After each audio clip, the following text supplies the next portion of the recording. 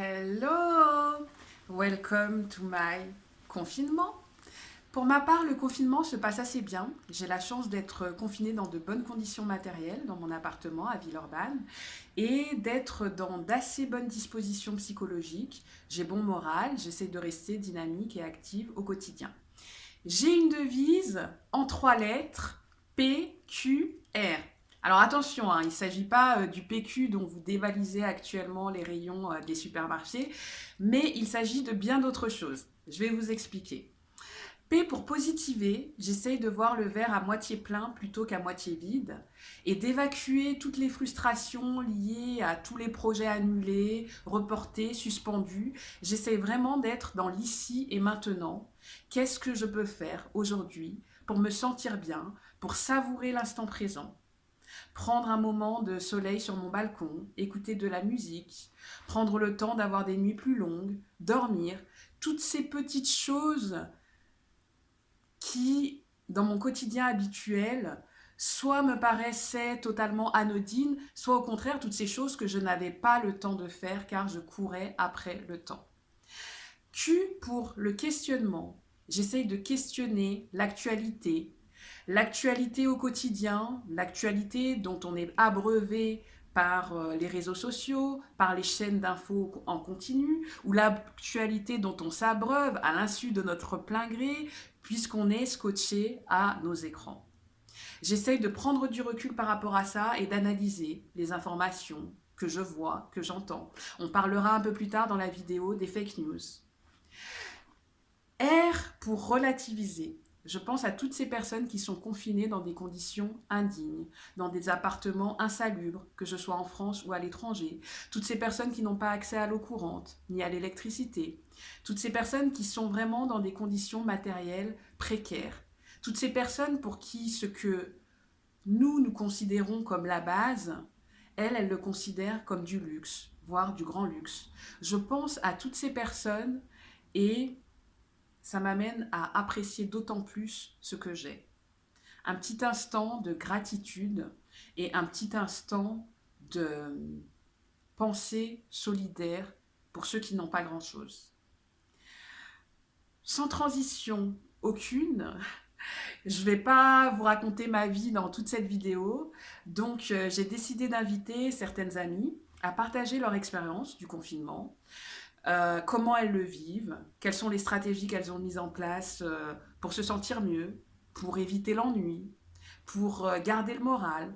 Alors je vous laisse visionner leurs témoignages et on se retrouve juste après. Le confinement et les réseaux sociaux. Alors justement, moi je passe trop de temps devant les écrans et les réseaux sociaux, ce qui fait que j'ai des yeux tout petits.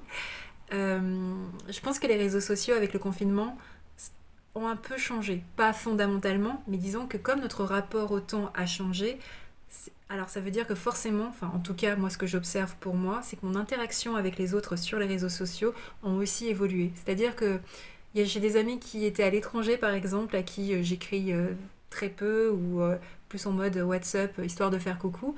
Et là avec le confinement, comme on vit tous ensemble cet espace-temps un peu bizarre, eh bien on prend le temps de se réécrire, on prend le temps vraiment de se redécouvrir, de faire un point sur nos vies, et ça je trouve ça chouette, je trouve ça assez chouette. Et puis quand on n'est pas confiné avec les personnes qui nous manquent, eh bien c'est l'occasion justement de mettre en place des relations épistolaires qui sont plutôt mignonnes ou intéressantes ou amicales. Et je trouve que oui, ça donne place à l'écriture. Euh, enfin, en tout cas, c'est le cas pour moi, j'espère pour les autres. Et à l'échange. Et du coup, on se rend compte que parfois, l'absence de l'autre va peut-être plus nous manquer encore parce que dans nos vies, on va tellement vite, on a tellement un rapport à la vitesse qu'en fait, des fois, on n'a pas le temps de penser aux gens qui nous manquent, vraiment. Et là, quand on s'arrête, en fait, moi en tout cas, ça me fait ça, quand je m'arrête, quand je suis sur les réseaux sociaux, je me dis ah, un tel, j'ai trop envie de lui écrire et en fait je sais pas ce qu'il est devenu aujourd'hui. Et ça je trouve ça intéressant. Donc du coup, cette temporalité là, moi je trouve qu'il faut essayer d'en faire quelque chose de positif et de toute façon comme on y est et qu'on n'a pas le choix, autant prendre le temps d'être avec les gens qui nous manquent et qui sont loin et dans d'autres pays. Ça serait mon premier point. Après, moi, ce que j'ai vu aussi comme autre transformation, et je trouve que il y a eu deux espaces-temps pour moi, enfin deux phases, on va dire, dans les réseaux sociaux. Au départ, on parlait tous du coronavirus, voilà, on était pas un peu en colère, mais bon, c'était un peu pas facile comme situation, il fallait l'accepter. Maintenant qu'on l'a accepté, euh, eh bien, on est dans un rapport, je trouve, beaucoup plus intelligent autour de la question du partage. C'est-à-dire que je vois beaucoup de gens qui partagent leurs recettes de cuisine pour bien cuisiner ou cuisiner avec peu. Des musiciens qui font des concerts, soit privés, soit en groupe et qui réunissent leurs vidéos. Des artistes aussi, les illustrateurs, comme moi j'en fais partie, et j'ai vu qu'on était plein à se mobiliser et à créer des images à colorier pour permettre aux gens de passer le temps avec du loisir créatif qui soit sympa, ludique et, euh, et qui relaxe en plus. Et donc du coup voilà, moi je trouve qu'il y a eu une forme d'intelligence collective qui s'est mise en place. Et quand on a la chance d'avoir un ordinateur et un petit espace à soi, du son et un peu de temps, et ben finalement on peut apprendre plein de choses. Et c'est chouette d'apprendre aussi avec les réseaux sociaux, tout simplement. Ce que je regrette, enfin ce que je trouve qui manque un petit peu à mon goût, c'est un peu justement puisqu'on est dans ce rapport critique par rapport au temps, puisqu'on a le temps de faire le point sur pas mal de choses de notre quotidien, de nos vies, de tous les trucs qu'on n'avait pas le temps de faire, que ce soit l'administration, ou le ménage, ou le printemps, ou quoi que ce soit, eh bien je me dis, ça serait bien d'avoir aussi une prise de conscience un peu plus, alors là je vais faire ma bobo, un peu plus écologique, notamment sur la question de la 5G, voilà, ou se partager des conférences ou des choses qui font que, ouais, on va reprendre notre vie tous ensemble après le confinement, mais est-ce on aura pris le temps de se poser les bonnes questions? Alors je sais qu'il y en a qui le font, hein, attention. Mais voilà, moi je trouve qu'en termes de partage sur ce que je vois sur mon fil d'actualité, par rapport à mes amis qui sont pourtant, je dirais, dans l'ensemble conscientisés, ouverts et mobilisés, ouais, je pense qu'il y a une dimension à prendre compte au niveau de l'écologie et vraiment de notre style de vie. Et même de notre style de vie par rapport à notre consommation des réseaux sociaux. Est-ce que après le confinement, on va passer tous du temps en terrasse et on va arrêter d'être sur les réseaux sociaux et de faire moi, ma vie, mon enfant, ma voiture, mon chien, ça serait chouette. Enfin, pour moi, je trouve que ça serait chouette. Après, je dis ça, mais je suis mal placée parce qu'en tant qu'artiste, j'ai besoin des réseaux sociaux pour montrer mon travail et communiquer avec les gens. Et d'ailleurs, je vois aussi que grâce aux réseaux sociaux et le confinement, eh bien, il y a des personnes qui viennent me parler de projets ou découvrir mon travail et comme du coup, j'ai le temps, c'est super. Parce que du coup, je prends le temps d'avoir des conversations vraiment plus approfondies que j'aurais peut-être pas si j'étais dans une cadence plus professionnelle. C'est-à-dire que si je devais bûcher et finir tous mes contrats, ce qui n'est plus le cas, puisque je pense que moi, en tant qu'artiste, mais aussi à tous les comédiens, les expositions, les pièces de théâtre sont arrêtées. Donc du coup, on a vraiment le temps de penser à des horizons nouveaux. Voilà. Et donc du coup, tout ça, ça impacte forcément notre façon d'être derrière l'écran. On est le jour 14 du confinement. Demain, c'est le 1er avril. La date de fin de confinement a été repoussée à 15 jours, mais je pense que on pense que ça va être plutôt un mois. Et ouais, et c'est fou, quoi. Le virus est toujours aussi virulent, toujours là. Moi j'ai eu des cas autour de moi, donc c'est vrai que c'est pas rassurant et donc voilà quoi. J'accepte comme tout le monde que c'est la nouvelle réalité quoi pour que tout le monde soit en sécurité et en bonne santé. Donc moi je fais partie des gens bien confinés chez eux et au début c'était pas facile parce que moi je vis seule et c'est vrai que qu'en fait ça fait moi c'est là où on se rend compte qu'on a besoin de voir quand même d'autres êtres humains quoi, que même les appels téléphoniques ou FaceTime ou tout ça peut pas remplace pas vraiment ce contact, mais bon faut faire avec quoi en ce moment. Donc c'est vrai que j'ai quand même une baisse de morale, mais qui est montée à la neutralité. Et puis là, là j'accepte, quoi. Là, c'est l'acceptation, l'acceptation de cette nouvelle façon de vivre qui va être temporaire, hein, j'espère. Et Puis ça va mieux parce que je me suis mise à chanter, à rechanter. J'avais pas rechanté depuis un long moment. J'avais pas touché ma guitare, l'accorder et ce qui veut dire que ça faisait quand même longtemps que je l'avais pas touché. Donc ouais, aujourd'hui ça commence à remonter quoi. Il y a du soleil je profite du soleil de ma fenêtre. J'ai appelé une copine, on a chanté ensemble donc voilà. Je suis à la maison, je fais pas grand chose, j'essaye pas.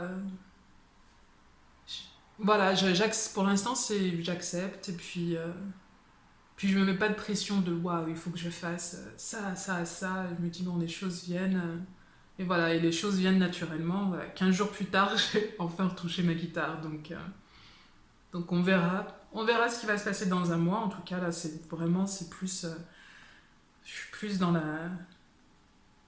dans les prières hein, pour moi, pour la guérison, pour tout le monde, pour que tout le monde soit en sécurité. Et voilà, mettre des bonnes ondes de partout avec mon énergie. Bonjour tout le monde, j'espère que le confinement se passe très bien pour vous. Pour moi, ça va, j'essaie de m'occuper du mieux que je peux. Et surtout, j'essaie de pas trop consommer de nouvelles parce que, comme vous avez pu le remarquer, elles sont quand même assez anxiogènes. Donc, j'essaie de me limiter à 31 heures de nouvelles par jour. Surtout qu'en ce moment, on voit que plus l'épidémie évolue, je parle du coronavirus, bien sûr, encore vous ne l'aurez pas deviné. Donc, je disais, plus l'épidémie évolue, et plus les nouvelles sont attristantes en fait et angoissantes et du coup il y a beaucoup de fake news qui circulent. Fake news veut dire fausse information en anglais. Il y en a tellement que les médias ont créé un système qu'ils appellent le fact-checking qui signifie en fait vérifier les faits et la véracité des informations diffusées sur les réseaux sociaux notamment, puisque c'est là-bas que ces informations fausses circulent en majorité. En gros, comment savoir alors que telle information est fausse? Généralement, ce que je conseille, moi, c'est de toujours vérifier la source, c'est-à-dire, est-ce que ça vient d'un média mainstream, je veux dire grand public, un média reconnu et respecté? Bon, je sais que depuis quelque temps, même les grands médias ne sont pas, les gens ne font plus tellement confiance, mais au moins, ils ont quand même l'obligation de nous fournir des informations basées sur des sources sûres, c'est-à-dire en ce moment par exemple, ça serait le gouvernement qui fait conférence de presse tous les jours, et aussi pour lutter contre l'effervescence des fake news sur les réseaux sociaux, les gouvernements ont décidé en fait de travailler avec les patrons des réseaux sociaux pour essayer de limiter la diffusion des fausses nouvelles, parce que honnêtement, la période est assez dure. On n'a pas besoin des théories complotistes ou bien des pseudo-articles scientifiques ou experts qui viennent nous expliquer les origines et les moyens pour se prévenir du virus. Tout ce qu'on peut faire, je sais, c'est pas facile, mais c'est faire confiance au gouvernement et des informations qu'il nous donne, et puis d'attendre que tout se passe en fait, et de respecter les consignes qui sont données. Donc oui, moi, si j'ai pris la parole là aujourd'hui, juste pour dire, restez chez vous et attention aux fake news sur les réseaux sociaux. Pour cette première de Confiné et Connecté, je vais vous faire un petit point santé pratique. Je vais vous parler de la téléconsultation. Donc depuis le 16 mars 2020, en cette période de confinement, l'assurance maladie a assoupli les conditions pour faire de la télémédecine et des téléconsultations. Là où avant, il fallait que ça soit avec votre médecin traitant et être suivi depuis plus de 12 mois, maintenant n'importe qui peut faire une téléconsultation avec n'importe quel médecin. Pour cela, il suffit juste d'être équipé d'un smartphone ou éventuellement d'un ordinateur. C'est assez pratique. Moi, je m'y suis mise un peu contrainte du fait des mesures de confinement il y a 2 semaines. Ça permet aux personnes qui sont à risque d'éviter de venir au cabinet, et puis c'est aussi une protection pour le professionnel de santé. Une autre information pratique, si vous avez un traitement chronique, des médicaments que vous prenez tous les jours, sachez que les pharmaciens sont habilités à pouvoir vous délivrer votre traitement, même si votre ordonnance est périmée, mais il faut quand même avoir l'ancienne ordonnance, la dernière ordonnance. Et puis, ah oui, j'ai oublié de dire que la téléconsultation est entièrement prise en charge par l'assurance maladie.